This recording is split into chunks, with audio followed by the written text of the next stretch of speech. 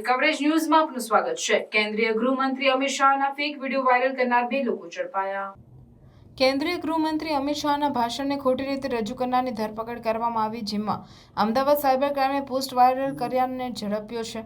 તેમાં આરબી બારિયા નામની પ્રોફાઇલ પર પોસ્ટ વાયરલ કરાઈ હતી, જેમાં ચૂંટણીમાં પરિણામોને અસર પહોંચે તે પ્રકારની પોસ્ટ વાયરલ થઈ હતી।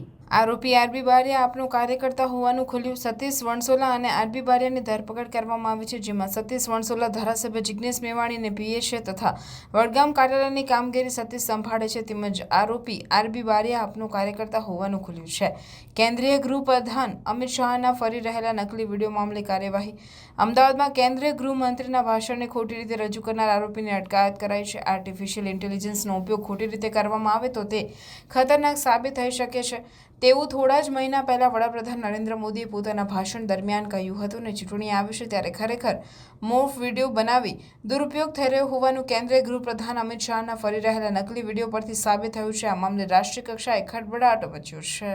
આપણે અમદાવાદ સિટી પોલીસ અને સાયબર ક્રાઇમ બ્રાન્ચમાં એક સોશિયલ મીડિયા મોનિટરિંગ સેલ છે। એમાં સોશિયલ મીડિયાની મોનિટરિંગ કરતાં એવું જણાઈ આવેલ કે યુએચએમ સાહેબ, જે કેન્દ્રીય ગૃહમંત્રી સાહેબની એક સ્પીચ હતી, જેને એડિટ કરીને એ વિડીયો ખોટી રીતે સોશિયલ મીડિયા પર વાયરલ કરવામાં આવ્યું હતું।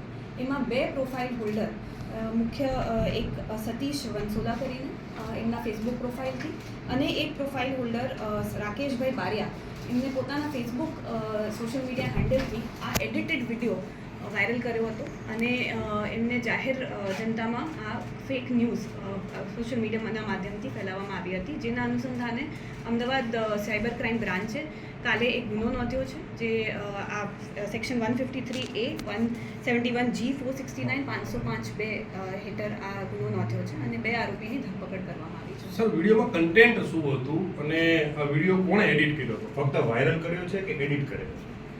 એડિટેડ વિડીયો એમને પોતાના સોશિયલ મીડિયા હેન્ડલથી પોસ્ટ કર્યો છે। જે વિડીયો એડિટ કરનારની હજી આપણે તપાસ ચાલુ છે। એમને વિડીયો કયા માધ્યમથી મળ્યો હતો, એમને વોટ્સએપ ગ્રુપના માધ્યમથી મળ્યો હતો, પણ એમાં હજી આપણે આગળ તપાસ કરીએ છીએ કે આ કઈ રીતનું વિડીયો એમને મળ્યો છે। આ વિડીયો એમને પોતપોતાની ફેસબુક પ્રોફાઇલ પર પોસ્ટ કર્યો હતો, જે અનેક જગ્યાએ આગળ શેર કરવામાં આવ્યો હતો અને વિડીયો જે સભા હતી તેલંગાણામાં એક જાહેર સભામાં જે વિડીયો આપ્યો હતો એનું જ એડિટેડ વર્ઝન છે। આ બંને આરોપીના નામ શું છે ને એનું બેકગ્રાઉન્ડ? એક સતીશભાઈ વણસોલા કરીને છે, જે મૂળ પાલનપુરના છે, અને રાકેશભાઈ બારિયા કરીને છે, જે દાહોદના છે, લીમખેડાના, અને બંને જણ પ્રથમ દ્રષ્ટિએ પ્રાથમિક તપાસમાં રાજકીય સાથે જોડાયેલા છે।